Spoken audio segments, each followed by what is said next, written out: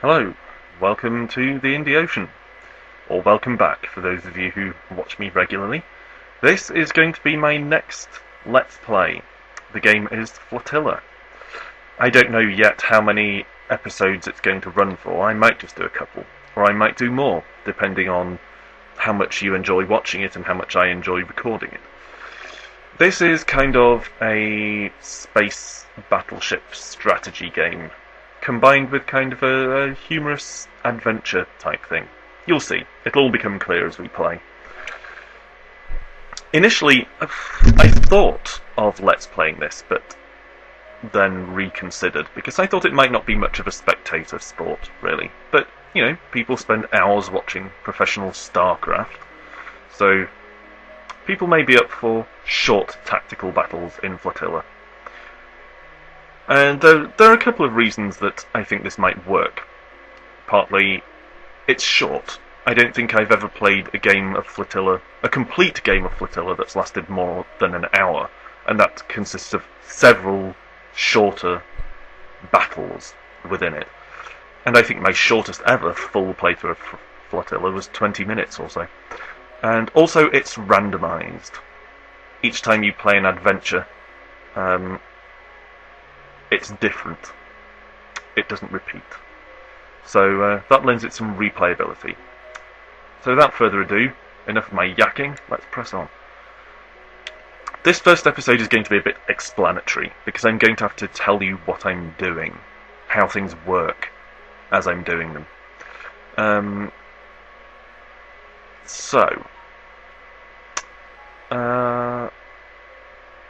We're going to press on with an adventure. For a second there I considered going with Skirmish, which is basically a one-off battle. Then let's press on with the adventure. And basically the premise here is that, you see we're featuring tennis pro Captain Lion of Tea. The premise basically is that we are a captain of two space destroyers. We've just been told we have 7 months left to live, and we're going out for one final adventure. So the length of your playthrough is always capped. That's why it's so short. We're not going to bother with the tutorial, because I know how to play and it'll just be boring for you to watch. So without further ado, let's pick a planet and head for it. Let's go to Katagili, whichever. Let's head over there. And here's our encounter. You encounter foul space pirates. Ugh, the pun. Nice flotilla you've got there. I think we'll take it. Huh, well, we'll see about that. In some encounters you have different choices for your course of action. Here we have no choice but to defend ourselves, so let's start the battle. Okay, this bit always reminds me of Ender's Game. For those of you who've read Ender's Game by Orson Scott Card, this kind of orange computerized grid display thing puts me in mind of Ender's Simulator. Anyway, these two blue ships, little destroyers, are mine. And these yellow ones over here are the enemy. And it looks like they've got a destroyer, like ours. Small, medium speed, medium range of fire, nothing too special about them. Kind of all-rounders. And they've also got a beam frigate. Those are more dangerous, but they can also be easy to handle as long as you're careful. And hopefully we'll see that if I play this well. Basically, our destroyers, and all destroyers, fire off sort of torpedo missile things from a distance. Not that damaging, and easily defended against. Because all ships in Flotilla, let's have a look at this ship and I'll show you, have a well-armoured front and top, whereas the rear and the underside are weak. And if you're using a normal ship, like a destroyer, your shots will just bounce harmlessly off the front and top. And the same's true of our ships. Enemy shots will bounce harmlessly off our front and top. So a lot of Flotilla comes down to making sure your strong sides are facing towards where you expect the enemy to shoot you from, and keeping your vulnerable sides, the rear and the bottom, pointing away from them. Beam frigates, however, or other beam-based ships, are different, because their beam weapons can cut straight through even your shielded sides, your top and your front. They do reduced damage, but they do still do damage. It's not pretty. Fortunately, beam weapons have a short range, but to compensate for it, beam-carrying ships usually move fast, so you have to be careful with them. Our best bet is to hang back as much as possible and use our destroyer's range advantage against this thing.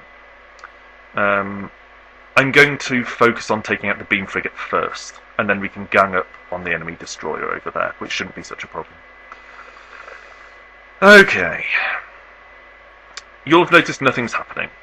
This game is it's turn-based but also simultaneous.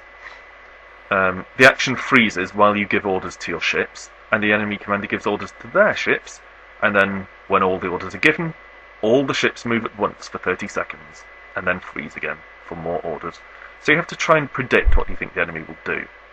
Now you can see the enemy ships are lower down than my ships are, so what I expect them to do is rise, climb towards these ships, my ships, and keep their strong side, the top and front, uppermost, because they'll expect us to be above them. So my usual strategy for this is to dive as quickly as possible.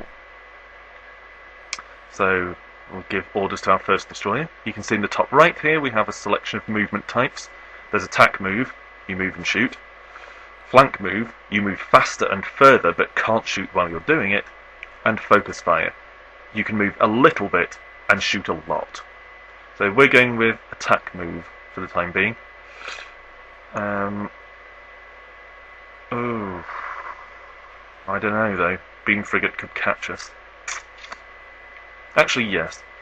Change of plan. I'm going to go with flank moves. I won't be firing while I'm moving, but I'm going to try and get behind the beam frigate as quickly as possible and then shoot it in the back. So, at the moment we have horizontal movement, or planar movement as the game calls it. So we'll zoom straight over towards the beam frigate. In fact, a bit to this side of it. So that the enemy destroyer doesn't sneak up on us. And now we have to deal with vertical movement. So you can see we can climb or drop down, and we're going to plunge.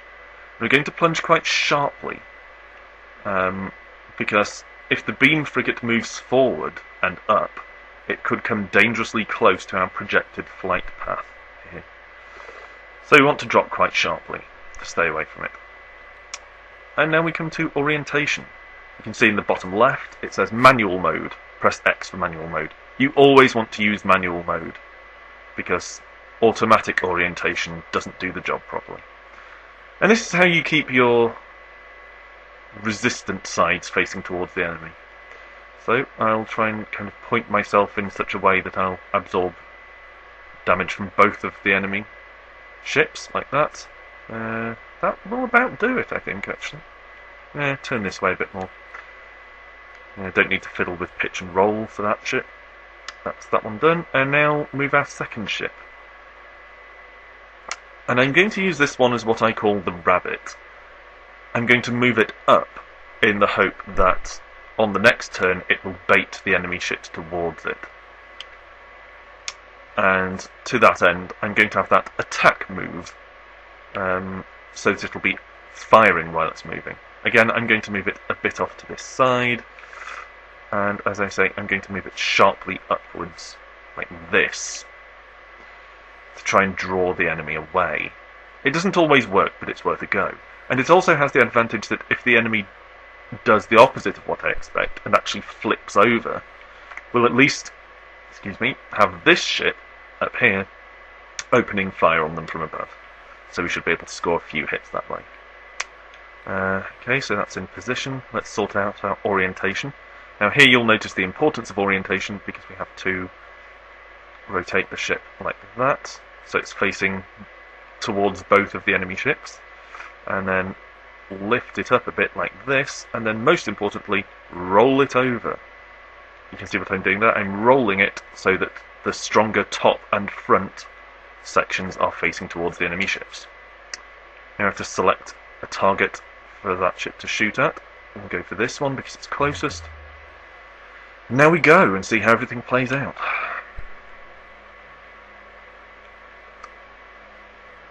Okay. Oh! Well, well, well. The enemy ship, you can see the enemy beam frigate did actually do the opposite of what I was expecting and flipped over. Which means it predicted that I would drop. Lucky we left so much space to drop there. Because we narrowly missed being hit by the beam frigate. And our upper ship here managed to score a few hits on its weak section. But now, you can see the beam weapon is getting very close to us there. So this ship needs to leg it this turn. So I'm going to use flank move, just give up on shooting at the enemy for the time being, and just get away from that beam frigate as quickly as possible. Head in the opposite direction and climb like a bitch. Like this. The beam frigate is probably faster than our destroyer, so we need to go full tilt, hence me using flank move. Sort out our orientation. Just rotate to face the enemy. Pitch doesn't matter so much. Oh no, lift our nose up a bit, and then yeah, keep our defensive, our reinforced sections pointing downwards. Now, more importantly, this ship that we dropped at the outset, that we made descend, is going to have to climb back up, use an attack move,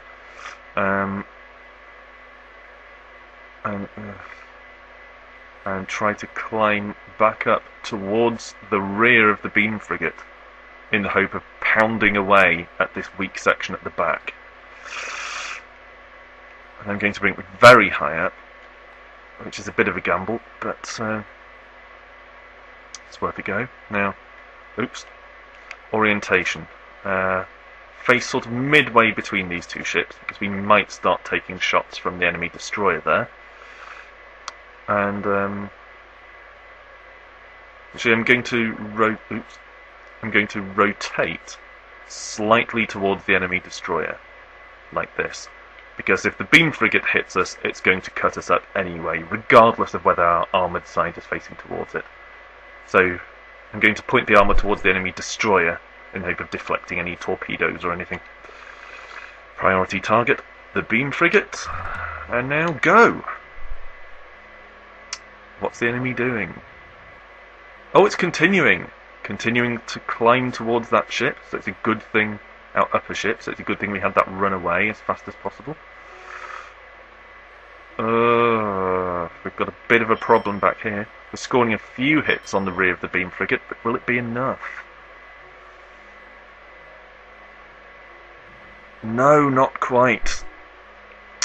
It's moved in such a way that our shots are now landing on its armoured side that it still has pointing downwards. Well, it looks like the enemy ships are probably going to continue as they have been so far. It doesn't look like they're in any hurry to change, so I think it's probably not going to flip over. It's in its best interests to keep its strong side facing down towards this destroyer. So, I'm going to have our lower destroyer here do what it's been doing, or what it did on the last turn. Continue to climb towards the beam frigate, like this, and continue to try landing some hits on the rear of the frigate. And in a slightly bolder move, I'm going to take our upper destroyer and move it. Try to move it over above the beam frigate. That risks bringing us in range of the beam weapons, so I'm going to have to make it climb quite severely. But I'm hoping that at the same time I can land a few shots on the beam frigate's weak side, which is still facing upwards. So we have to turn that way. Pick the nose up a bit, like this. And you can see we've got our strong side facing down again towards the enemy ships. Always, always essential to remember to do that.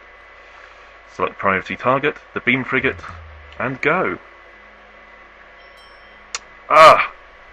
Okay, we took out the enemy beam frigate with one final hit to the rear from our lower destroyer.